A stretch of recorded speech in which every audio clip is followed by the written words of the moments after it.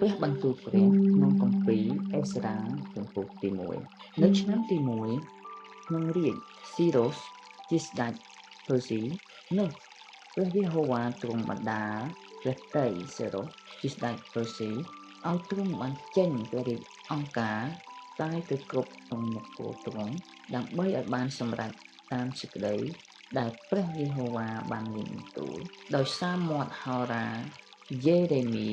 ក៏បានកត់សេចក្តីនោះទុកថាសេរ៉ូសជាស្ដេចភើស៊ីទ្រង់មានបន្ទូលដូចនេះព្រះយេហូវ៉ាជាព្រះនៃស្ថានសួគ៌ទ្រង់បានប្រទានអស់ទាំងនគរនិងផែនដីមកយើងហើយក៏បានបង្គាប់ឲ្យយើងស្អាងព្រះវិហារថ្វាយទ្រង់នៅក្រុងយេរូសាឡិមក្នុងស្រុកយូដាដូច្នេះនៅក្នុងបណ្ដាជនទាំងឡាយបើមានអ្នកណាជារបស់ផងទ្រង់នោះសូមឲ្យព្រះនៃអ្នកនោះបានគង់ជាមួយហើយឲ្យអ្នកនោះឡើងទៅឯក្រុងយេរូសាឡិមដែលនៅស្រុកយូដាដើម្បីនឹងស្អាងព្រះវិហារនៃព្រះយេហូវ៉ាជាព្រះនៃសាសអ៊ីស្រាអែលចុះ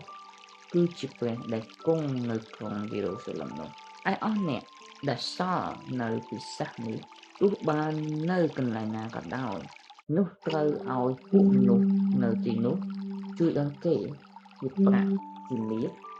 ជារបស់មានតម្លៃព្រមទាំងសត្វក្រៅពីដង្វាយស្ម័គ្រពីចិត្តដែលសម្រាប់ព្រះវិហារនៃព្រះដែលនៅក្រុងយេរូសាឡិមផងដូច្នេះពួកអ្នកដែលជាកំពូលលើវងសានុវង្សរបស់ពួកយូដានិងពួកបេនយ៉ាមីននិងពួកសល់និងពួកលេវីគឺអស់អ្នកដែលព្រះបានបណ្ដាលចិត្តឲ្យឡើងទៅស្អាងព្រះវិហារនៃព្រះយេហូវ៉ានៅក្រុងយេរូសាឡិមនោះគេក៏រៀបចំឡើង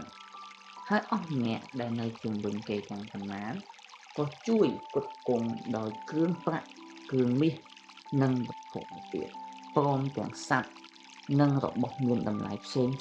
ក្រៅពីដង្វាយទាំងប៉ុន្មានដែលបានថ្វាយស្ម័គ្រពីចិត្តហើយស្ដេចសេរុសទ្រង់ក៏បញ្ចេញគ្រឿងប្រដាប់របស់ព្រះវិហារនៃព្រះយេហូវ៉ាដែល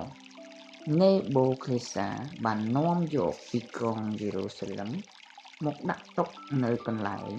សម្រាប់ព្រះនៃទ្រង់ក្នុងព្រះរាជដំណាក់គឺសេរ៉ូសជាស្ដេចភើស៊ី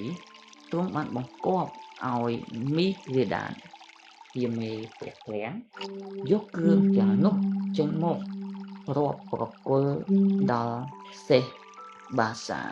ជាចៅហ្វាយនៃពួកយូដាឯចំនួននៃរបស់ទាំងនោះគឺជាថាសមាស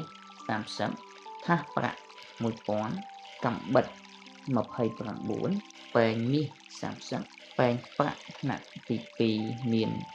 410និងគ្រឿងប្រដាប់ឯទៀត1000រួមគ្រឿងប្រដាប់ទាំងមាសប្រាក់ទាំងអស់មានចំនួន5400ហើយសេះបាសាក៏នាំយកគ្រឿងទាំងនោះឡើងមកក្នុងកាលដែលនាំពួកឈ្លើយត្រឡប់ពីក្រុងបាប៊ីឡូនឡើងមកឯក្រុងយេរូសាឡិមវិញអាមែន